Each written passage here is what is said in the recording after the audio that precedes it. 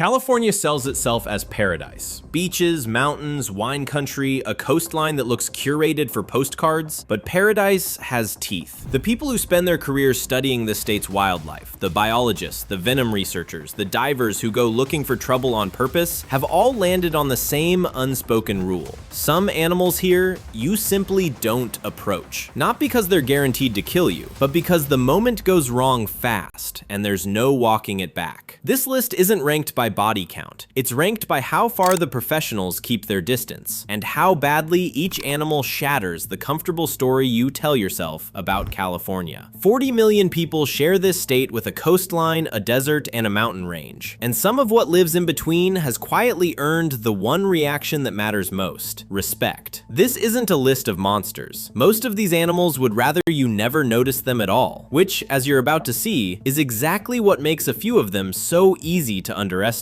Let's start small.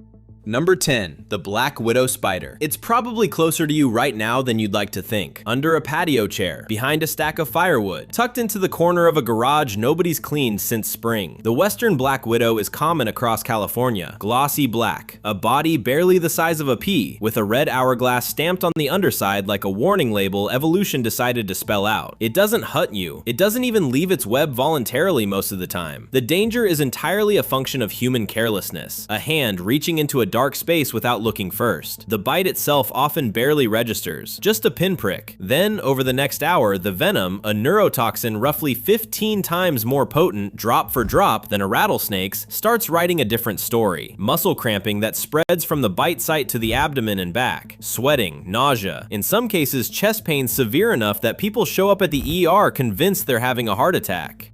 Before antivenom became widely available, black widow bites killed a small percentage of victims. Today, fatalities are rare, but the experience isn't. Pest control technicians who deal with these spiders daily will tell you they never work a woodpile or a crawl space barehanded, gloves on, every single time. One longtime Southern California exterminator puts it simply: you don't get bitten by the widow you saw coming, you get bitten by the one you'd already forgotten was there. That's the whole danger, distilled into a single sentence. The spider that hurts you was never hiding, you just stopped looking. Number 9. The Pacific electric ray. Somewhere in the kelp forests off the Southern California coast, there's an animal built to look exactly like the sand it's resting on, until it isn't. The Pacific electric ray, sometimes called the Pacific torpedo ray, can grow close to 5 feet across, and buried in its head are 2 kidney-shaped organs capable of firing off a jolt researchers have measured at up to 80 volts.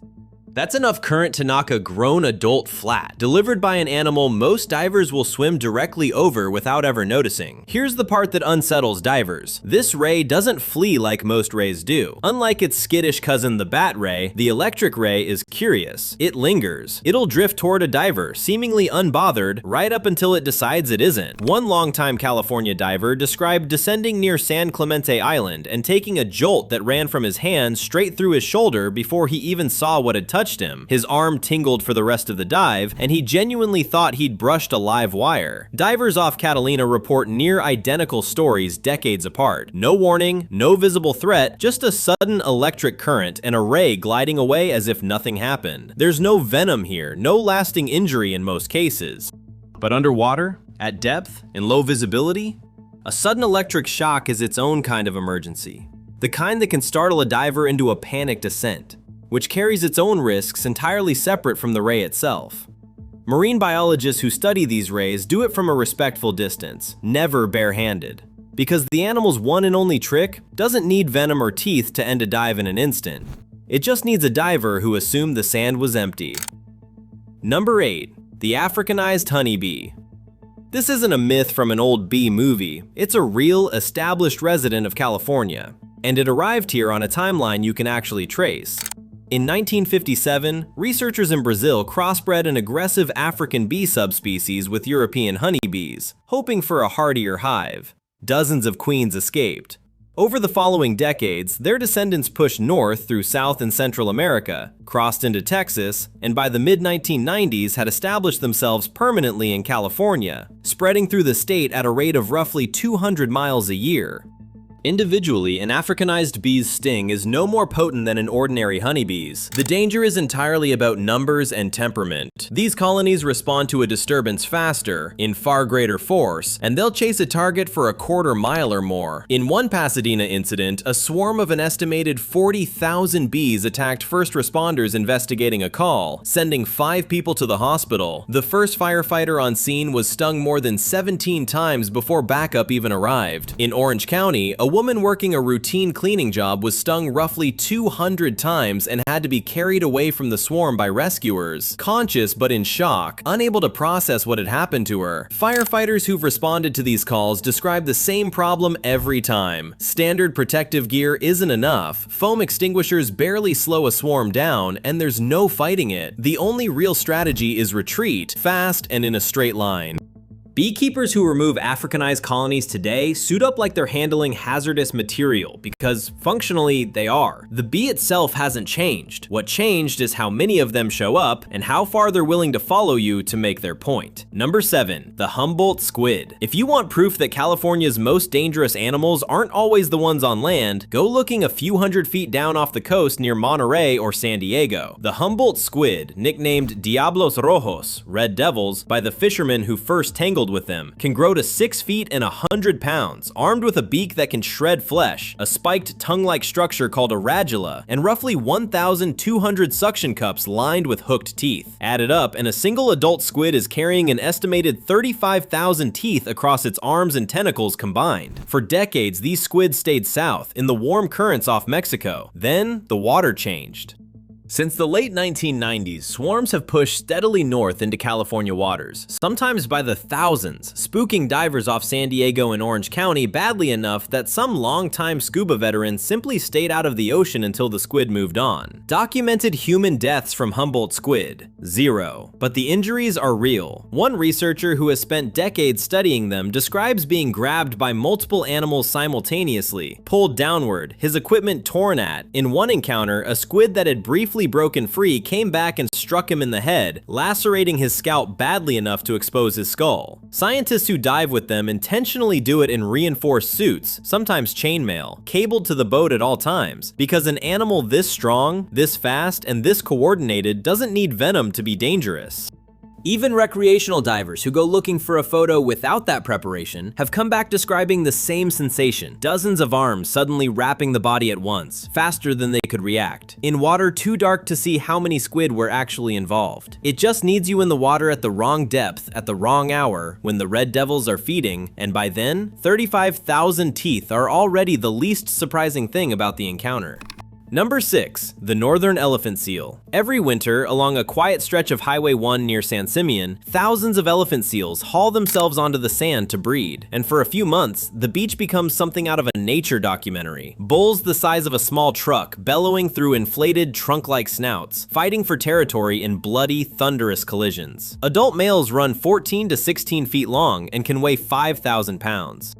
And here's the detail almost nobody clocks until it's too late. On soft sand, a full-grown bull elephant seal can move faster than the average person can run, fast enough that rangers half joke you'd need Olympic sprint speed to outrun one in a straight line. There's no confirmed record of a wild elephant seal killing a person, and that's exactly why the specialists treat every close call as a warning rather than a coincidence. Most visitors see a heap of blubber that looks half asleep, and that reading isn't wrong most of the time. These are docile animals, largely indifferent to spectators who stay back. But largely indifferent and safe to approach are not the same thing, and the seasonal fights between rival bulls are genuinely violent, sometimes fatal to the losing animal, with 3-ton bodies slamming into each other hard enough to be heard from the parking lot. Docents at the rookery repeat the same warning on loop: stay behind the rope, because an agitated elephant seal can close 20 feet of beach faster than you can turn around.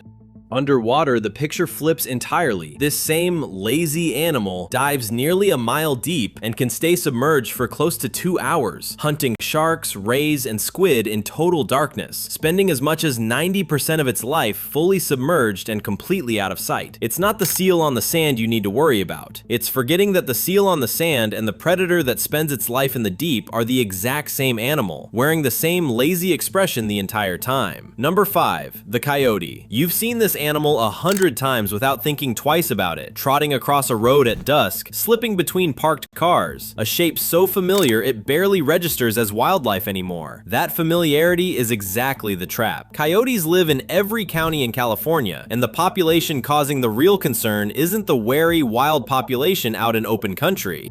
It's the urban coyotes, the ones in Los Angeles, in the Bay Area, in suburbs from San Diego to Sacramento, that have learned over years of unsecured trash cans and people leaving pet food outside that humans aren't a threat worth avoiding. Wildlife agencies in Los Angeles alone field thousands of coyote-related calls every year, and the overwhelming majority trace back to the same root cause. Somebody, somewhere, decided one coyote looked hungry enough to feed. A healthy wild coyote wants nothing to do with a person, but a coyote that's been fed, even accidentally, loses that instinct fast. And California has a documented case of exactly where that leads. In 1981, in Glendale, a coyote that had grown comfortable around a neighborhood's handouts killed a 3-year-old girl in her own front yard. It remains the only confirmed fatal coyote attack on a human in US history, and wildlife officials still cite it decades later for one reason: it didn't start with a wild animal, it started with one that had stopped being wild. There have been non-fatal attacks since, most involving small children or pets, almost always in neighborhoods where coyotes had already been spotted approaching people without hesitation for weeks beforehand, a warning sign residents noticed and, more often than not, ignored. That's why the professionals are almost boring in their advice. Never feed them, never run, make yourself loud and large if one gets too close. The coyote isn't dangerous because it's a predator. It becomes dangerous the exact moment it forgets what it's supposed to feel about you. We're at the halfway mark, and if a video that keeps quietly rearranging what you thought you knew about your own backyard is working for you, this is the moment to hit subscribe, because the back half of this list gets stranger, and the ending is the one nobody sees coming. Number 4. The feral pig. Here's an animal nobody expects to find on a most dangerous list, because in most people's heads, it's a farm animal. That assumption is badly out of date. California's wild pig population, a hybrid mix of escaped domestic hogs and imported European wild boar, breeding freely for close to 2 centuries, now roams 56 of the state's 58 counties. These aren't the 30-pound javelinas of the Southwest. A mature feral hog can top 300 pounds, run 30 miles an hour, and carry tusks sharp enough to open a car door, literally. There are documented cases of boars damaging vehicles on impact, and their tusks continue growing throughout their entire lives, never dulling on their own. With California's large predators sharply reduced, an adult hog has almost no natural enemy left except a hunter with a rifle, and the state isn't killing them fast enough to make a dent. Biologists estimate you'd need to remove 70% of the population annually just to hold the numbers flat, and actual harvest numbers fall dramatically short of that every year. The result has shown up in places nobody expected. Packs of hogs marauding through riverside neighborhoods at night, a boar trailing a woman and her dog through a residential street in Corona, a driver in Ventura County colliding with one large enough to total the car, and parks across the Bay Area closing trails entirely after reports of pigs aggressively confronting off-leash dogs and their owners. Wildlife officials describe them plainly as a dangerous species now baked into suburban California life, not some rare backcountry encounter. A pig was never supposed to be the animal you worry about on a hike. In California, increasingly, it is. And unlike almost everything else on this list, it didn't sneak in through a warming ocean or a shifting range. We brought it here ourselves centuries ago and never managed to put it back. Number 3. The mountain lion. Somewhere between 3,000 and 5,000 mountain lions move through California right now, across the Coast Ranges, the Sierra foothills, land pressed right up against suburban backyards.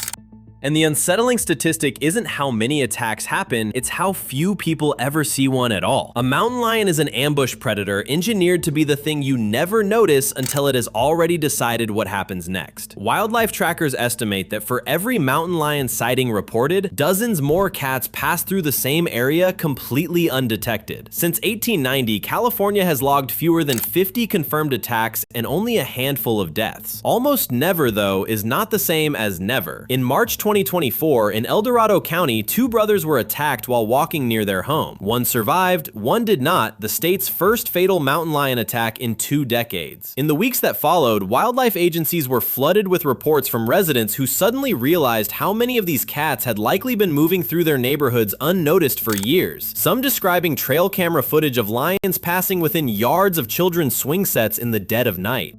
The researchers who study mountain lions professionally don't approach on foot, ever. They dart from a distance, collar the animal, and clear out immediately, treating even a sedated cat as unpredictable until it's fully secured. When the people who track these cats for a living treat every close encounter as one too many, that's the clearest signal California's wilderness has to offer. You were never meant to see this one coming, and if you do, something has already gone wrong. Number 2. The Great White Shark. You knew this one was coming, and it earns its spot honestly. The Great White patrols the entire California coastline, but its true stronghold is a stretch of water researchers call the Red Triangle, running from Bodega Bay past the Farallon Islands down toward Big Sur. Roughly a third of every recorded great white attack in the United States has happened inside that one triangle, drawn each fall by dense colonies of seals and sea lions that gather there in the thousands.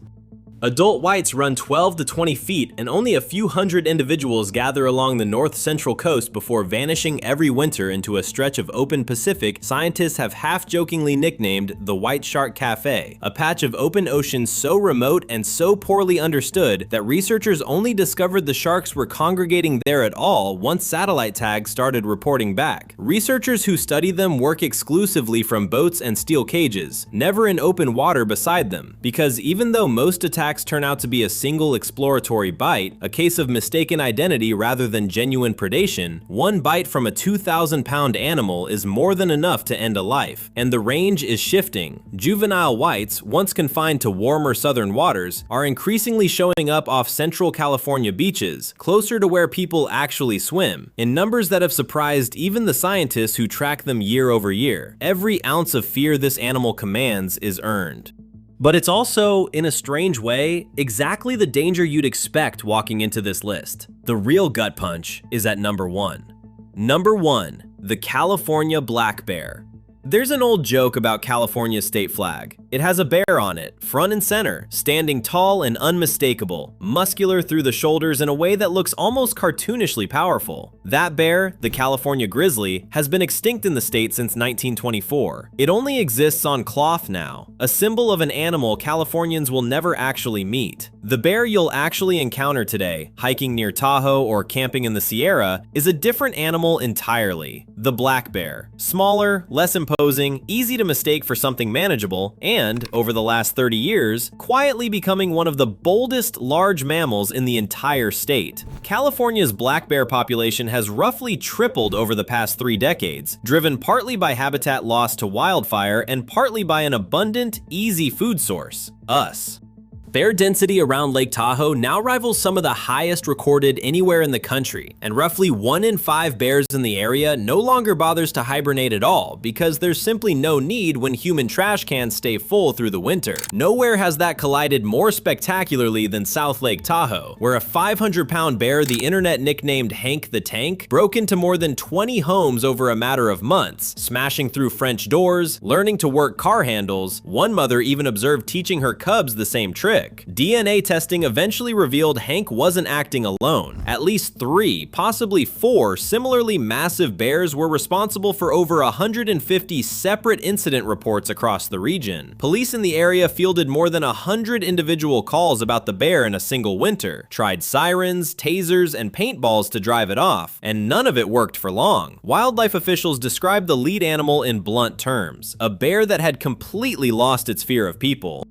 A North Lake Tahoe resident who was mauled in her own home described seeing a paw come through the wall before she even understood what was happening, an attack that left her scarred and made national news precisely because it was so unlike what people expect from this animal. The bear the state put on its flag is gone. The bear that's actually here is very much alive, growing in number every year, and increasingly unbothered by the walls we build to keep it out. Biologists who study these animals up close will tell you the same thing wildlife officials said about the coyote decades earlier, just with higher stakes this time. The food you leave out doesn't just attract a bear, it teaches one. And a bear that's been taught it has nothing to fear from you is the one lesson on this entire list that we handed the animal ourselves. California is still one of the most beautiful places on Earth, and for nearly everyone reading this, none of these animals will ever cross your path. But every specialist who studies them agrees on the same quiet rule: know exactly how much distance to keep, and let the animal remember what it's supposed to feel about you.